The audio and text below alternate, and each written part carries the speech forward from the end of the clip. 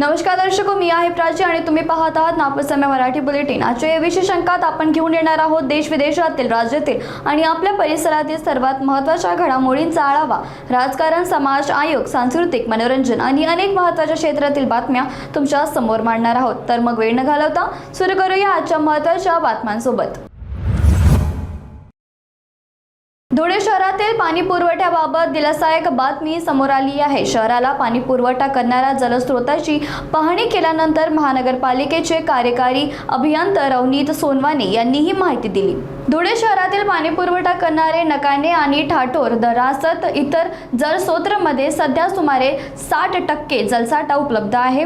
हा साठा येत्या जुलै महिन्यापर्यंत शहरात पाणी पुरवठ्याची गरज पूर्णपणे भासवणार आहे। महानगरपालिकांनी अशी बातमी स्पष्ट केली आहे। तथापि वाढत्या तापमानाने जलद होणाऱ्या बाष्पीभवन लक्षात घेत भविष्यात पाणी टंचाईची शक्यता टाळण्यासाठी नागरिकांनी पाण्याचा काटकसरीने वापर करावी असे आवाहन प्रशासनाकडून करण्यात आले।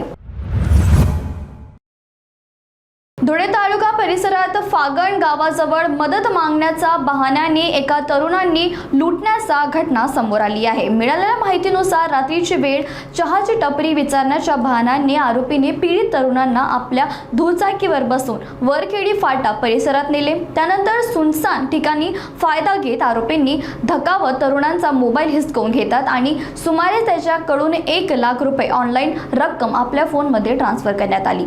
या गंभीर प्रकरणात तपास करत धुळे तालुक्यात पोलीस तांत्रिक व गोपनीय माहिती आधारे जळगाव जिल्ह्यात चोपडा आणि धुळे शहरातून 2 आरोपांना अटक केली।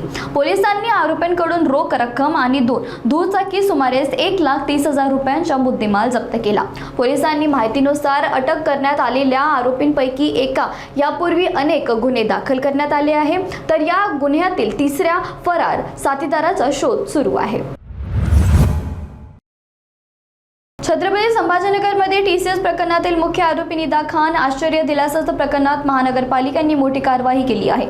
छत्रपती संभाजीनगर शहरात टीसीएस प्रकरणात मुख्य आरोपी निदा खानच्या घरावर वास्तव्यास होती।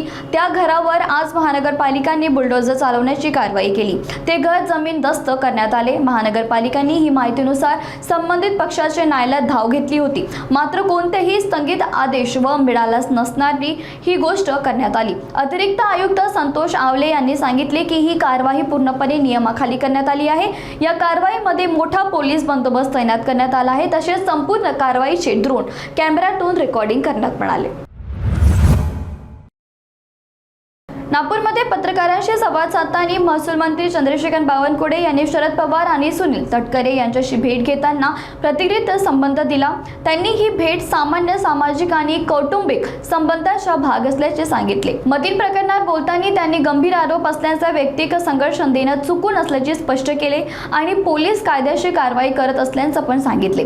परभणी रेती माफिया प्रकरणातही त्यांनी कठोर कारवाई आश्वासन दिले असून त्यांनी आरोपी गुन्हेत इतिहास तपासला जाईल असे पण सांगितले। ओबीसी मुद्द्यावर बोलताना बावनकुळे यांनी केंद्रीय सरकारसोबत पुढील 15 दिवसात पुन्हा चर्चा होणार असेही सांगितले। तसेच सरकारी खर्चात कपात आणि प्रधानमंत्री नरेंद्र मोदी यांच्या सूचनेचे पालन करणारे भर दिले।